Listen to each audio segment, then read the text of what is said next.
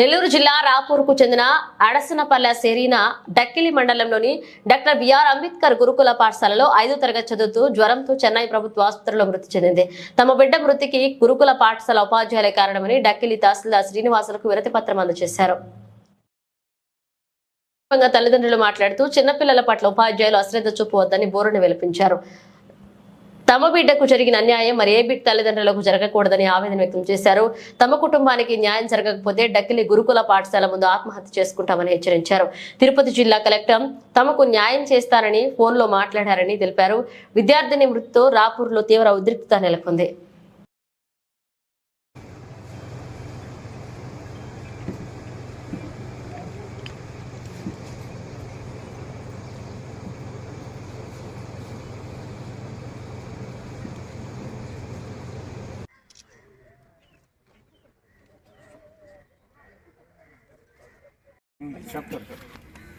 ఈ రకంగా తల్లిదండ్రులు గురుకుల పాఠశాల యాజమాన్యంపై చట్టపరమైన చర్యలు తీసుకుంటూ, అలాగే కుటుంబానికి ప్రభుత్వం నుండి నా భార్యకి ప్రభుత్వ ఎంప్లాయ్మెంట్ కల్పించాలని చెప్పేసి ఒకటి కోరి కోరుతున్నారండి. అలాగే నష్టపరిహారం 25 లక్షల రూపాయలు ఎక్వేషియా కావాలని చెప్పి కోరుతున్నారు.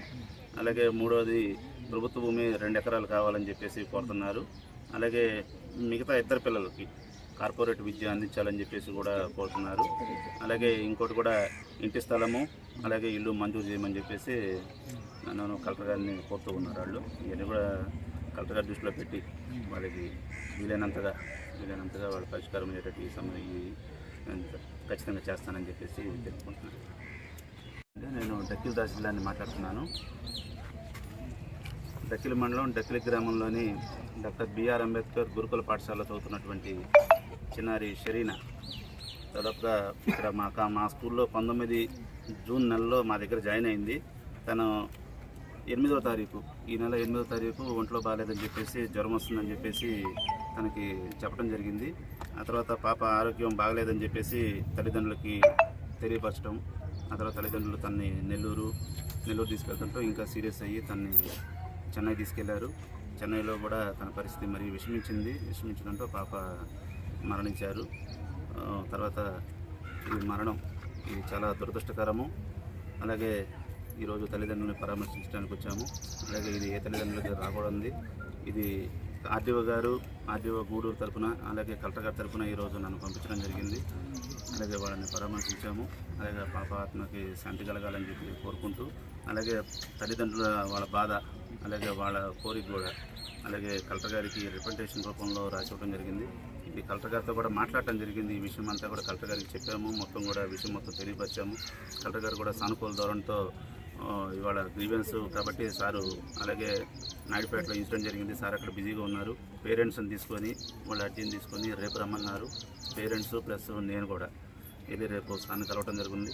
అలాగే పేరెంట్స్ తరఫున వాళ్ళ వినతిని కలెక్టర్ గారికి సబ్మిట్ చేయడం జరుగుతుంది. కలెక్టర్ గారు దీని మీద సానుకూల ధోరణితో దీని మీద వాళ్ళకి తగు న్యాయం చేస్తానని చెప్పి ఉన్నారు. కాబట్టి మా తరఫున అలాగే తహసీల్దార్ గారు నా తరఫున వాళ్ళకి 100% న్యాయం చేకూరుస్తాను. వాళ్ళకి 100% దీన్ని కలెక్టర్ గారి దృష్టికి తీసుకెళ్తాను. తహసీల్దార్కి ఎంతవరకు అయితే న్యాయం చేకూరుస్తాను అంతవరకు ఖచ్చితంగా వాళ్ళ తరఫున ఉంటానని చెప్పేసి ఈ సందర్భంగా తెలియజేస్తాను. చెప్పండి సార్. శనివారం రోజు 8వ తారీఖుగా మాకు ఫోన్ చేశారు గురుకుల పాఠశాల డక్కిలి నుంచి. తర్వాత మేము 9వ తారీఖులో పోయిన తర్వాత పాపకు ఎవరంతా మొహం అంతా కావిళ్ళంతా వచ్చి ఉండింది. తర్వాత మేము హాస్పిటల్కి తీసుకెళ్ళిన తర్వాత పాపకు సీరియస్ అయింది. ఇంకా మిగతాదంతా సార్ చెప్పారు. తర్వాత వచ్చి అంత నిర్లక్ష్యం ఎందుకు ప్రిన్సిపాల్ గారికి జరిగింది 3వ తేదీ నుంచి, కానీ మాకు ఫోన్ చేసింది 8వ తారీఖు నైటు. అంత నిర్లక్ష్యం ఎందుకు? నా బిడ్డగా జరిగింది, రేపు ఇంకో బిడ్డగా జరగదా? మీరే చెప్పాలి దీనికి. నాకు దీనికి యాక్షను అందరుగా తీసుకోకుంటే నేను గురుకుల పాఠశాల అదే డక్కిలి హాస్టల్ కాడికి వెళ్ళి ఆత్మహత్య చేసుకొని చనిపోతాను. దీంట్లో ఎటువంటి సందేశం లేదు. ఇది నా బాధ.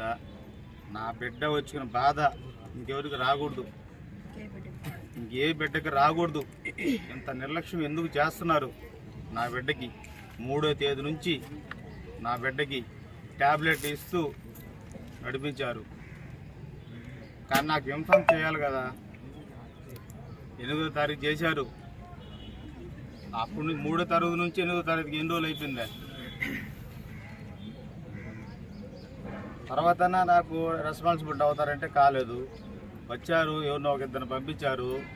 సరేనా, మంచి హాస్పిటల్లో చికిత్స పొందిస్తాం మేము, అమ్మాయిని మంచి హాస్పిటల్లో చేరద్దాం అనే మాట కూడా నాకు చెప్పలా. నేను గవర్నమెంట్ హాస్పిటల్లో జాయిన్ చేశా.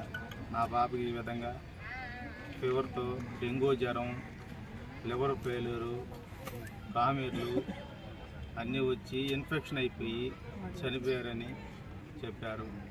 అదేవిధంగా మేము చెన్నైలో 3 రోజులు ఆడే ఉన్నాం. మాకు ఇక్కడ పోలీసుల వారు వచ్చిన దాకా అక్కడ బాడీని ఇవ్వలేదు. ఇక్కడ టక్కిలి ఎస్ఐ గారు మంచి మనసుతో వచ్చి, మంచి హృదయంతో వచ్చి అన్నీ చేసి దగ్గరుండి, టక్కిలి ఎస్ఐ గారు మమ్మల్ని అన్నీ దగ్గరుండి చూసుకొని జాగ్రత్తగా సేఫ్గా తీసుకొని రావడం జరిగింది. అదేవిధంగా ఈరోజు మా పాపని అదే పొడుస్తాము, దానికని అందరూ వచ్చారు. అదేవిధంగా